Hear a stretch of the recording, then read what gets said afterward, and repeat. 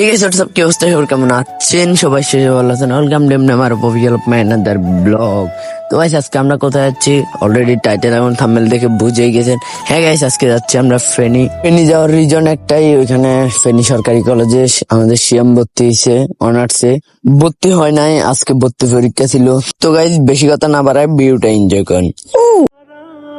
মনে করে দেখো সেই প্রথম সকাল, তোমায় নিয়ে হেঁটেছিলাম, সাথে ছিল মহাকাল। কল্পনা করে দেখেছো কি ছেড়ে এসেছি, তোমায় পেয়ে যেন প্রথম আমি চাঁদ দেখেছি। সেই চাঁদেরই মায়া তীব্র বিশ্বাসে তোমায় মনে পড়ে এখন প্রতিটি নিঃশ্বাসে। জানি না সে কবে আমি সুখ দেখেছি, তোমায় পেয়ে সুখ কি তা আমি বুঝেছি। তাই তুমি আমার কাব্য, তুমি আমার গীতি কবিতা, তুমি আমার বাদ্য, তুমি আমার সুর মহিমা। কেটে যাবে দিন, কেটে যাবে এই রাত, ভালোবেসেছি তোমায় তাই ছেড়ো না এ হাত। আমি সেই যে রবে তোমার মন খারাপের রাতে, আমি সেই।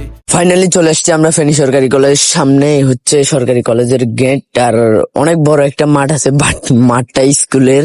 এখানে কলেজের তেমন একটা মাঠ নাই, একদম ছোটখাটো মাঠ নাই বললেই চলে এক কথায়।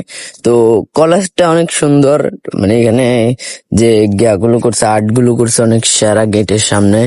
আর এখানে আসার পর শুনলাম যে আজকে ভর্তি পরীক্ষা হবে না, ভর্তি পরীক্ষা হবে 24 তারিখে। মানে পুরো ব্যাক করে গেছি। এত বড় একটা প্রতিষ্ঠান, ওনার নোটিশ দেওয়া উচিত ছিল, বা ফেসবুক পেজ আছে, পেজে জানাই দেওয়া উচিত ছিল, বাট ওনারা এটা করে নাই।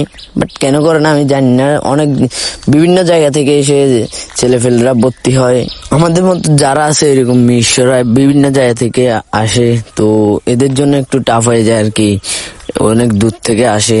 যাই হোক, কিছু করার নাই, সবই কপালের দোষ। তো আমি আসছি এখানে, ঠাডা তো পড়বই। তো এখানে আসছি, ফিরে তো আর যাইতে পারি না, দেখি কোথায় যাওয়া যায়। আর এখান থেকে রিক্সা করে চলে আসছি চৌধুরী বাগান বাড়িতে।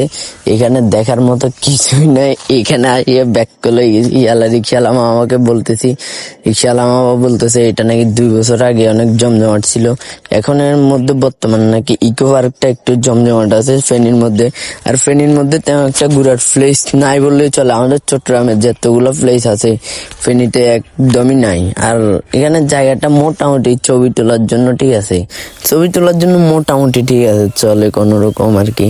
আর এখানে টিকিটের দামটা একটু বেশি মনে হচ্ছে জায়গা হিসাবে, 25 টাকা। এখানে 10 টাকা দিয়ে ঢুকলেও আমার মনে লস হবে। আমাদের বাড়ির পাশে হলে আমরা আড্ডা দিতে এখানে আসতাম না, কিছু করার নাই, আসছি যেহেতু ঘুরে তো যাইতেই হবে, ঢুকিয়েছি। আর এখানে আসার পর শুনলাম যে ইকো পার্কের টিকিট নাকি মাত্র 15 টাকা। মানে এখানে 25 টাকা নেয়, ইকো পার্ক এত জমজমাট, এখানে নাকি 15 টাকা মাত্র টিকিট। এটা কোনো কথা রে ভাই?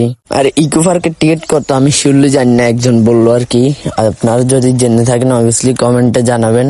আর আমি জানি আমার ভিডিও ফেনী এত দূর পর্যন্ত যাবে না। এখানে 10-15 মিনিট ছিলাম, এরপরে বের হয়ে গেছি।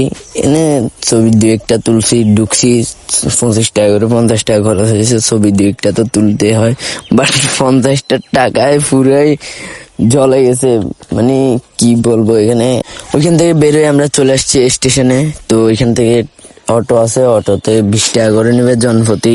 ফেনী সদর হাসপাতাল, আই থিঙ্ক ফেনীর মধ্যে সবচাইতে বড় হাসপাতাল মনে হয় সদর হাসপাতাল, আমি শিওর জানি না, যা দেখে যা বুঝলাম আর কি। তো ওইখান থেকে চেঞ্জ আছে মহিফাল পর্যন্ত, জনপ্রতি ভাড়া নেবে 20 টাকা করে। তো আমরা ডিরেক্ট চলে আসছি মহিফাল, আর মহিফালে এসে বাসে উঠে গেছি। আর ফেনীর মধ্যে সবচাইতে ভালো ঘুরার জায়গা কোনটা অবভিয়াসলি জানলে কমেন্টে জানাবেন। তো নেক্সট টাইম গেলে ওইখানে যাওয়ার চেষ্টা করবো। তো গাইস, আজকের ব্লগটা জয়েন করতেছি। যদি ব্লগটা ভালো হয় photo like comment channel subscribe করে দেন। আল্লাহ হাফেজ।